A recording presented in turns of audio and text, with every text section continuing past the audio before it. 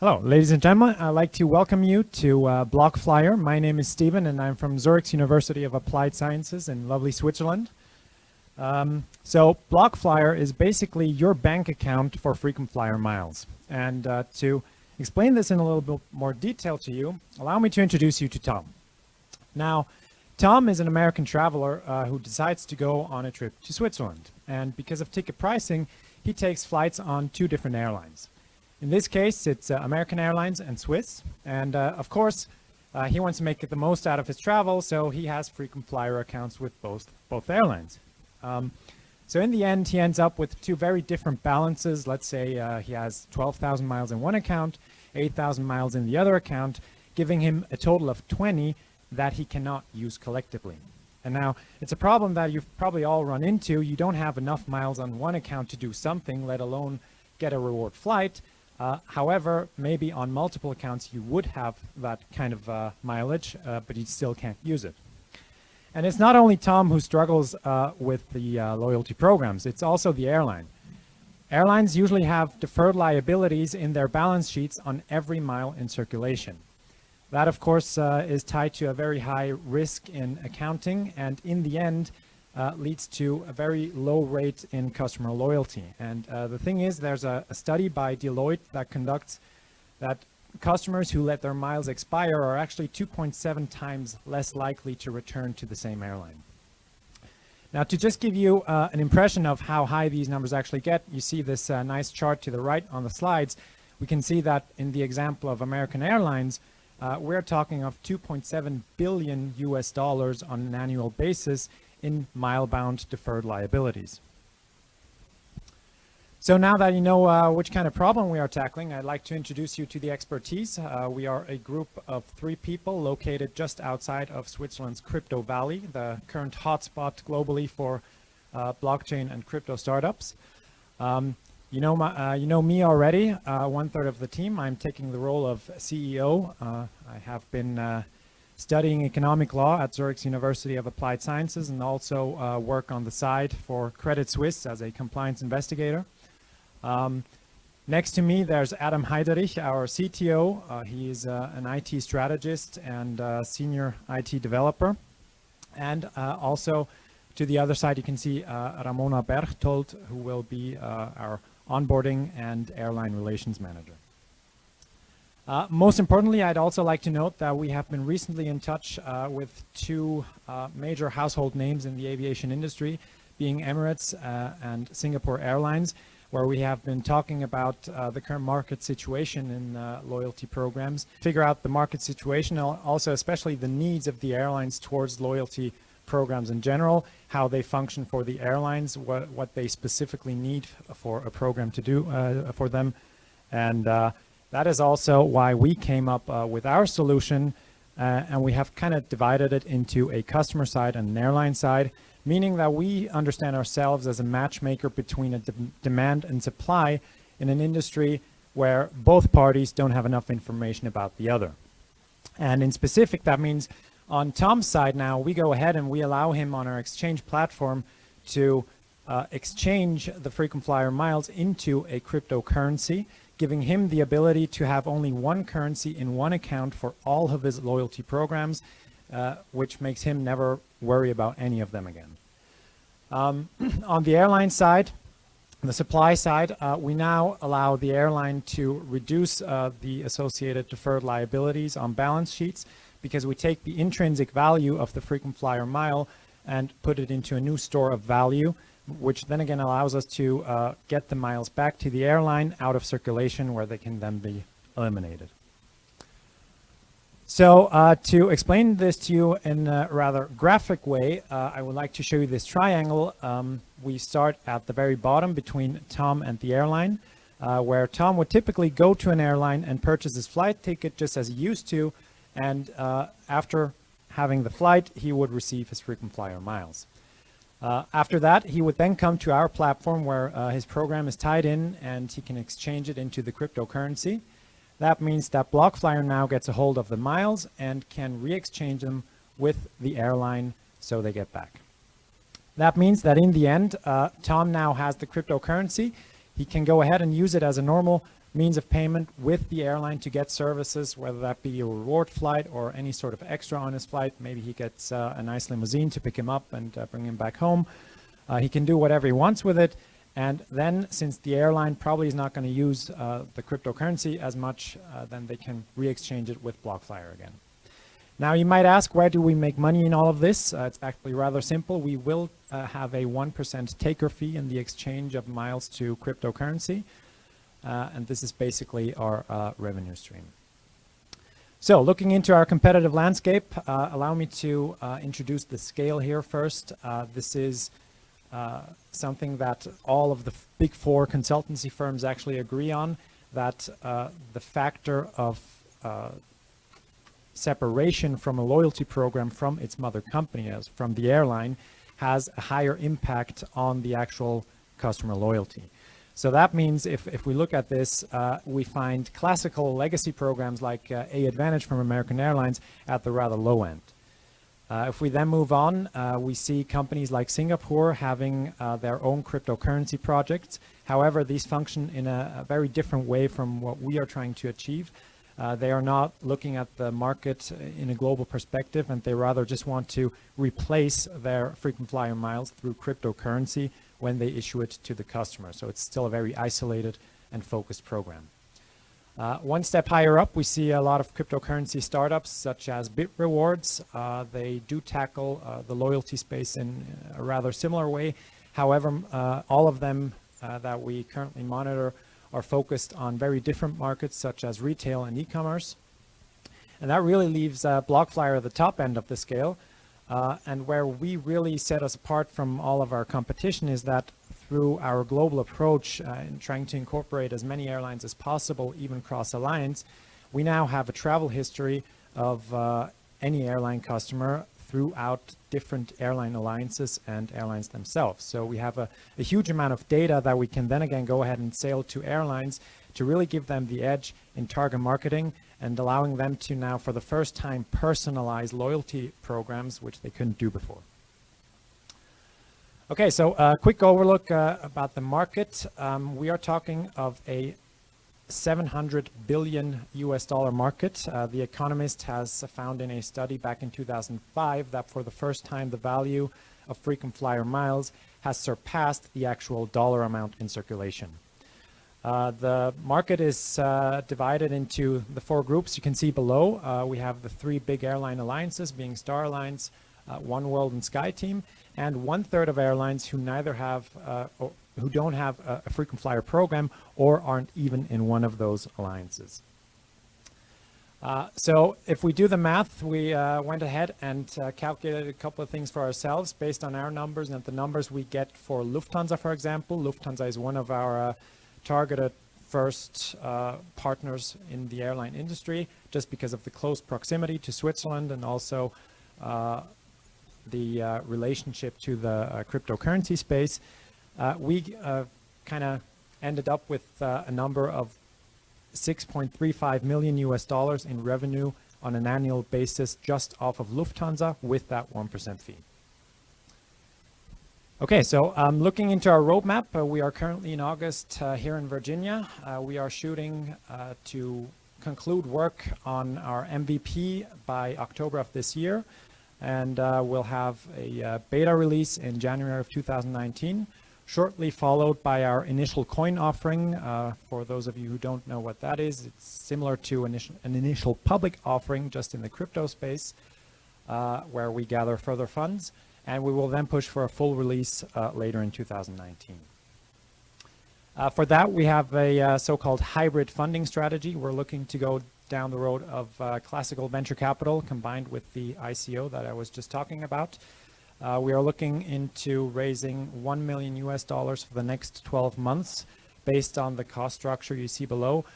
This is especially important as in Europe, you must understand, especially in Switzerland, cost of incorporating a similar construct like an LLC is a lot more expensive than it would be in the US. An LLC alone costs around about 20,000 Swiss francs.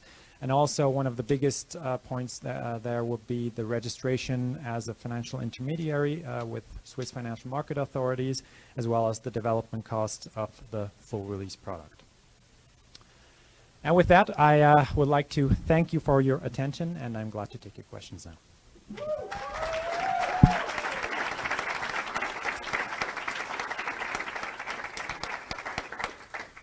Thank you.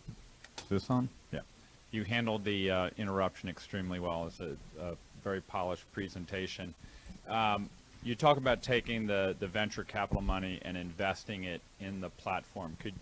You showed us how the transaction works. Could you talk a little bit more about the actual platform? Is this a software platform that customers log into, and how does it interact with the crypto side? Yes, exactly. This is what I have this slide for. Basically, for the end customer, it's going to be an app-based solution where on the left side you see these tiles with the abbreviations for the respective airlines, where you could just tie in your login information for basically any loyalty program. You would see your balance there right away, and you would get to choose your own amount which you want to convert into the cryptocurrency, giving you the most flexibility towards keeping it in miles or crypto, or however you would want that. Thank you. Do we have a audience participation question? Yes, we do. So the question, let's see, there's some new ones just came in here. This sounds like a great idea for the consumer. How do the airline competitors buy into the idea? What is their benefit? I know you talked already about the reducing the liability. Is there a further benefit? Right. There are a lot of benefits for the airline, not only the liabilities. It's also mostly focused around bringing loyalty programs back to a status quo they used to have, where it would be focused around customer loyalty, improving on the actual loyalty, and also getting in new customers. That is something that currently is not achieved by many programs just because of the way they are set up. You might know that most of these programs have expiration dates on their miles around about mostly 2 to 3 years. So these programs really are designed to make you forget about the miles and actually let them expire, so the airline in the end can reduce the huge liability they have. I mean, as I said, with American Airlines, we're talking about 2.7 billion, and that is just a huge risk for them.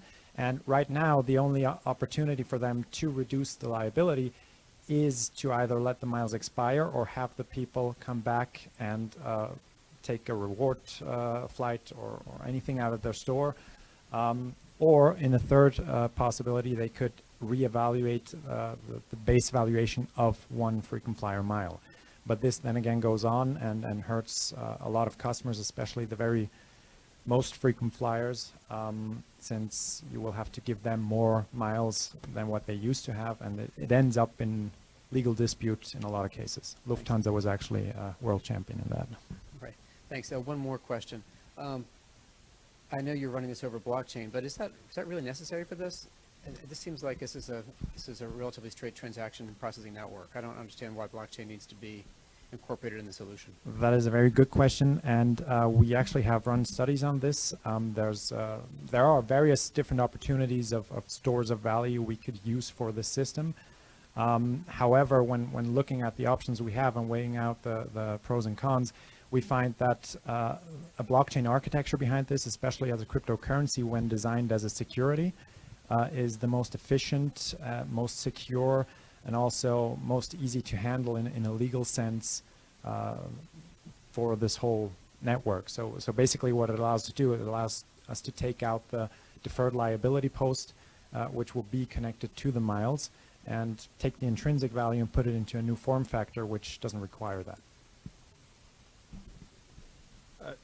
Sorry, I'm going to go back to the liability stuff. Just want to make sure I understand. So we know the airlines have liability, right? They want to reduce that. When we push this into either into BlockFlyer or to the consumer, who then is taking the risk? Because the risk doesn't go away. Right. No. So you're pushing a bubble here. So I'm trying to understand, if does BlockFlyer then have risk within this afterwards, or is it the consumer because I'm now having a cryptocurrency? Yes, that is true. There is a risk associated with the cryptocurrency, of course. But the way we do it, since we work not only with one airline, but rather with as many airlines as possible, we spread the risk evenly among all of the players. Okay. So if I just may quickly go back, you've seen in the transactional model that we actually, the connection between BlockFlyer and the airlines, we actually sell back the frequent flyer mile. And this is down to the premise that we know airlines will trade with frequent flyer miles. 2/3 of the revenue from loyalty programs is actually made from selling these points to credit card companies, insurance companies, or whoever, who use it as a loyalty point for their system then again. And that tells us that we are actually able to sell it back at a certain price point, meaning that we are funded and have some sort of security in our books towards the risk that is associated with the cryptocurrency. Right. Okay. Thanks. I guess my question is around, and I've moved like every 2 years for years, and so I'm that person that has like modest points on every airline, so this would be perfect for me. When you think about the airlines, how do they continue to drive loyalty and usage within their ecosystem? I get the deferred liability, but then what's the incentive for the customer to pick that airline versus another one? From an airline's perspective, it's basically down to what a lot of consultancies and also research firms call these soft factors within the airline industry, meaning that what I was telling you about, like you get a driver for free that picks you up at your home, brings you to the airport, or maybe you have some sort of VIP service that takes care of your checked luggage or whatever. It's these kind of things, these added benefits that give the customer value in the end and are what drives him towards the loyalty. Okay, so we're banking on the free checked baggage and priority boarding, which I value that stuff. Right. How do you account for the breakage in the model that exists today where points expire and those liabilities just kind of roll off? It seems like now you have full utilization when it's transferred to the cryptocurrency. Does that increase the cost of the program, or do the airlines now have to reduce the miles that people earn? How does that ecosystem work? Basically, they don't have to change anything because we're working on a governance protocol we can lay on top of this, meaning that in a first step, we will allow the airlines to join on their own terms. Also meaning that the rule set for their specific frequent flyer mile will not change a lot. And it's then our job to do the legwork and do all the transactional analysis to go ahead and tell them, okay, we now know that maybe on this route from, I don't know, cross-country New York to LA, we can see that it would have an economic benefit for them to open up the system and share miles and tokens with another airline or another airport or whoever. So it's really also down to the opportunity within the market, and that's also why we tackle the aviation industry at first, since it's a very static industry. And it's all about opportunity for the customer in the end, because you're probably going to cater to the airport that you are closest to or you feel most convenient to go to. And it's not like you're going to take a bus ride 3 hours cross country just to get an airline ticket that is $100 cheaper. So that already limits the options that you could actually take. And taking it from there, we then go ahead and analyze market shares of airlines at the various different airports. And we can pretty much pinpoint through the habits of the traveler where he's going to go, on which flight he's going to go, and we can also use that data to work together with airlines to improve on that. So most of my questions have been asked already, but I am curious about the buy-in that you need to create on both sides of this equation from the airlines and people like me. So I have to buy into the idea of cryptocurrency, which is not a generally accepted means of exchange at this point, and the airlines have to buy into this model. Can you tell us a little bit more about how you're going to capture customers like me from a standpoint of being comfortable with this kind of situation as well as the airlines? I thank you for that question. That is a very good question. Basically, this might sound a bit shocking, but we're not going to brand it as a cryptocurrency. The customer will not have to know about the exact mechanics of this. We might tell them that it is some sort of virtual currency, which is okay. A word that is also a lot more accepted than the word cryptocurrency. We are aware, of course, about the negative connotation of the word cryptocurrency and blockchain in general. People will just go ahead and call it Bitcoin anyway, which it isn't. And from that standpoint, we're really looking to brand it as just another sort of loyalty program, if you will. It's going to be the overarching biggest airline alliance whatsoever. It's going to incorporate a lot more airlines than just Star Alliance, One World, or SkyTeam. And from that perspective, we're really trying to utilize economies of scale and networks effect here to give more use back to the customer in these Right, systems. so I understand that side, that makes sense. So I'm buying Right. into a credit system of Right. sorts, right? I won't know it's cryptocurrency. Right. The airlines, back to your point, Jennifer, about the loyalty. How do you create loyalty if we're just going to all convert it and aggregate it one place? But I'm not understanding the free cab to the airport or something like that. Is that going to be added into their loyalty programs, or is your company going to offer those? We're not providing that, no. We're just the enabler for the airline to focus on loyalty again, because the way these programs are set up now, they take in a lot of resources and a lot of manpower especially, and through us taking this in and basically providing the system, I mean, we even provide the whole network to the airline completely for free. We take a lot of the cost out for them, so they can now use their resources to focus on how are they actually going to make the customer come I see. back to So them. they would be transitioning their system. Exactly. Okay, thank you. I'm a little confused on the market Yes. and the way that it works out. So let's say I've earned a lot of miles on American, but I like to fly British Air to Europe. How do I, and it's really gaming theory today, if I want to fly British Airway over to Europe, but I've earned all these American airline miles, they're going to charge me $350 to use my American Airlines tickets on a British Air flight, even though they're part of the same network. So they're doing everything in their power to limit my use of these. And I know the airlines have really worked hard on trying to figure out how these aren't going to be used. It sounds like under your model, these things, the miles that we all get will be able to be used, and we'll all be able to use them on airlines that we like to fly versus the ones that we have to fly. Is that a wrong assumption? No, it is somewhat correct. The issue is that, as I said, we have to begin at the point where we start to segregate the market into your opportunities first of all, and then we're going to track your travel habits to see what is realistic, what is a realistic outcome for us to predict where you're going to go, where you're going to actually purchase your ticket. And based on that, we still, in the first step, we're not going to be a completely open system. So we'll still have the same rule sets of the airlines incorporated into this. And we're going to push the airlines to open the sharing of their tokens, so to speak, in a way that makes sense for them economically, but also for the customer. So there's going to be a lot of routes that are very competitive, especially across Atlantic. New York, London is probably one of the most competitive routes in history.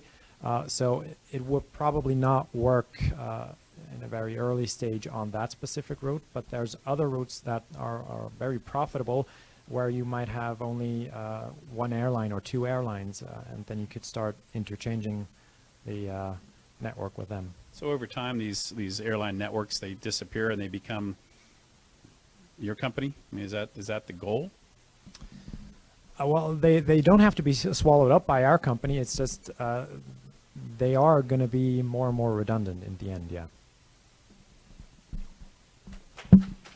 Thank you.